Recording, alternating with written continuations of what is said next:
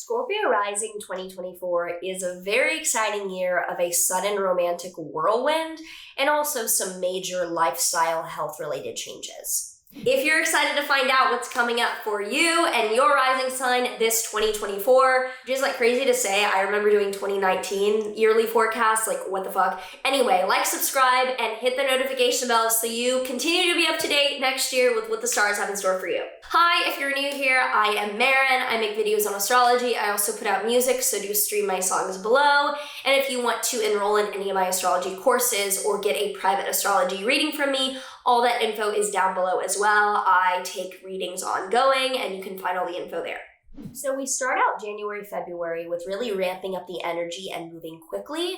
On January 1st, Mercury stations direct in your second house of finances. So Mercury retrograde ends and you're now moving forward with communication or really understanding what needs to be done financially for you. And on January 4th, Mars will be entering your Capricorn third house of day-to-day content, being productive, or writing. And since you're ruled by Mars, you're going to pay special attention to what Mars is doing, starting out the year with you putting a lot of effort into being productive and writing or putting out written work. Then on the 20th, Pluto enters your Aquarius fourth house of home and family for the second small dip into this house. So Pluto spends 20 years in a sign, but the first couple kind of retrogrades in and out are barely touching it and then leaving. It was there early 2023, and it's now briefly entering for another hint at the 20-year transformation around family and living situation that you will be beginning by the end of this year. On the 27th, Uranus will be stationing direct in your seventh house of committed relationships, showing that you're pretty ready to shake shit up and be quite crazy in relationships for the beginning of this year. On February 13th, Mars will enter your Aquarius fourth house of family and home, showing that that is a focus for putting in effort.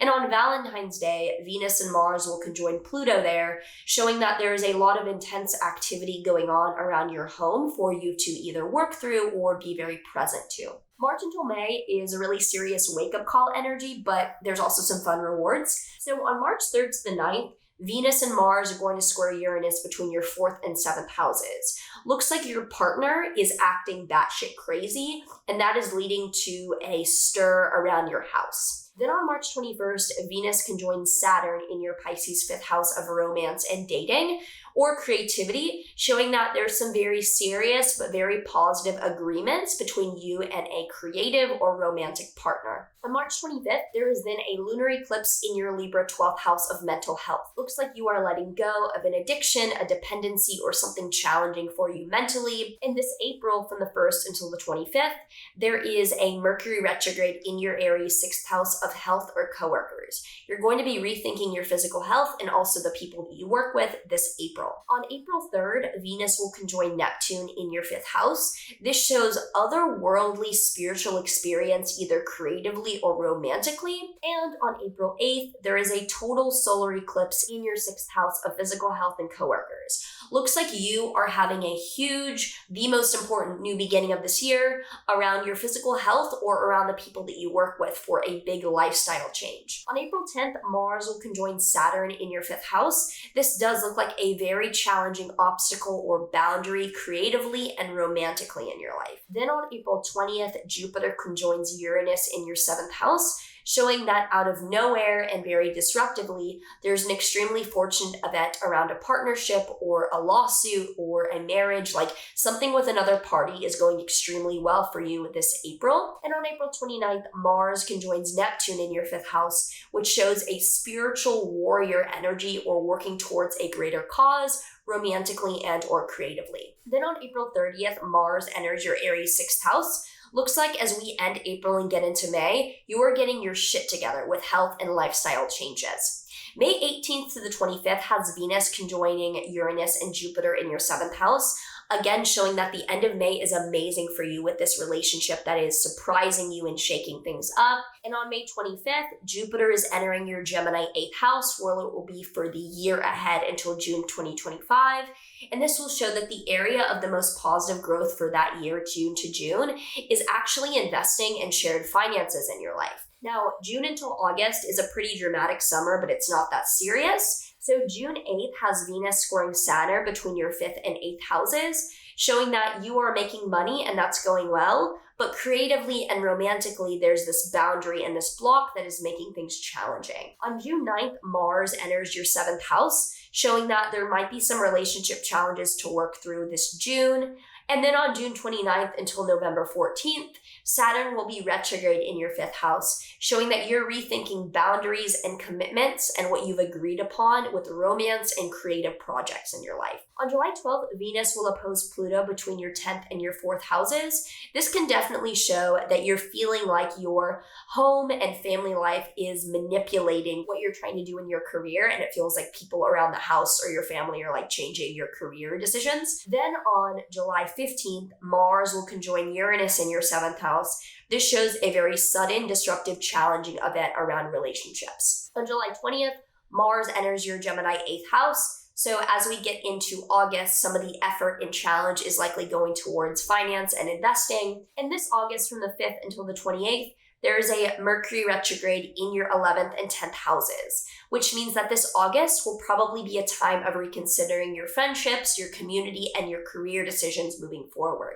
On the 14th, Mars will conjoin Jupiter in your 8th house of finances, showing that you're putting a ton of effort towards saving or investing, and it's really, really energetically taking up, your time this August. Then on the 19th, Jupiter will square Saturn between your 8th and 5th houses. This is a background transit for a lot of the second half of this year, showing that even as you're investing and your money is going really well, something creatively or romantically is putting a blockage on that. Now, September onward is the end of the year of going inward and it being more private. And on September 1st, Pluto retrograde is re-entering your Capricorn 3rd house for the final 2 months of Pluto in your 3rd house. So after 20 years, you are ending the transformation around communicating, being productive, or managing your time, and you're tying that up this September, October. On the 4th, Mars is entering your Cancer 9th house, showing that you are dealing with some effort or some conflict around travel or education.